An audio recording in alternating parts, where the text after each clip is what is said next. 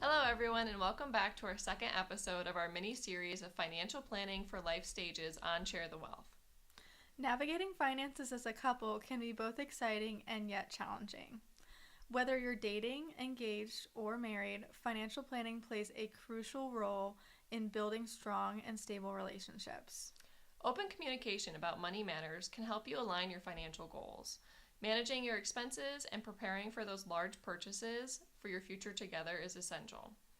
From setting a budget of your shared activities to managing and planning for those major expenses such as a wedding or buying your first home, understanding each other's financial habits and priorities is essential. By working together on your finances, you can create a solid foundation for a prosperous and harmonious future together. But before we get started, I'll read our disclaimer here. This is being recorded on July 23rd, 2024.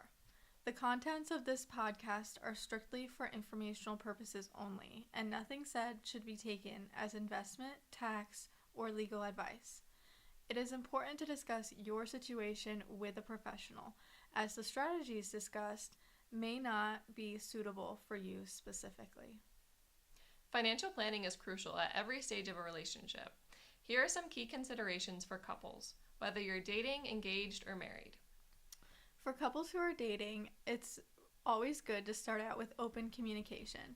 This means discussing your financial habits, your goals, and any debt you may have while being transparent.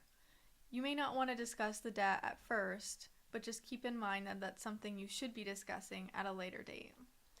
Another topic that you should cover within your relationship is creating a simple budget for your shared expenses. This could be either just for going to plan a simple date night or maybe planning an extravagant trip on your anniversaries.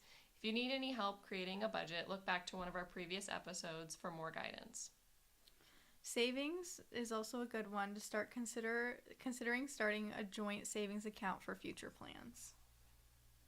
Secondly, if you have now moved into the relationship where you have been engaged and it's a really exciting time, we have a couple more tips for you as well. First, setting those financial goals now that you are engaged. Discuss and align on your short-term and long-term financial goals that you guys have together as a couple. Budgeting for the wedding. Planning a realistic wedding budget that doesn't derail other financial goals. Leah, do you have anything you want to add to this topic? Yes, definitely sit down and discuss what you want for your wedding and your partner. If you want to plan a traditional big wedding, make sure you go through your budget and make sure that's something that you can accommodate. If you want to have a smaller wedding, maybe just doing an elopement for the two of you that fits your style, that's something that you should look into as well. Look to plan the wedding of your dreams. Secondly, we'll want you to discuss having an emergency fund. As we've stated in previous episodes as well, look back there to have more information on what your emergency fund should consist of. You'll want to make sure you're covering any unexpected expenses that arise.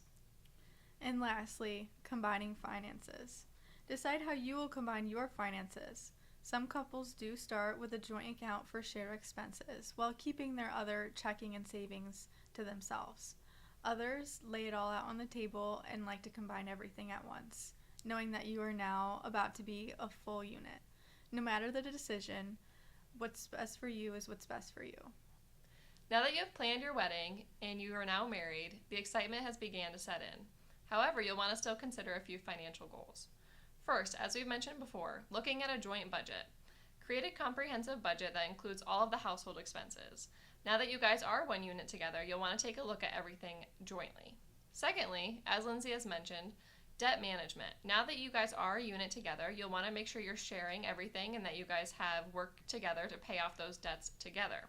This can include any of your student loans, your credit cards, any mortgages, or car loans. Thirdly, savings and investments. Make sure you both plan for the short-term and long-term saving goals that you both may have, including retirement. This could be something like auto accruals, saving each year for a new car, saving to have a family, and even saving for both of your retirement accounts, depending on when you both want to retire. And fourthly, make sure you're setting financial boundaries. Setting these healthy financial boundaries to avoid conflicts can ensure that both partners feel secure in the relationship. And overall, make sure you're scheduling regular check-ins with your partner.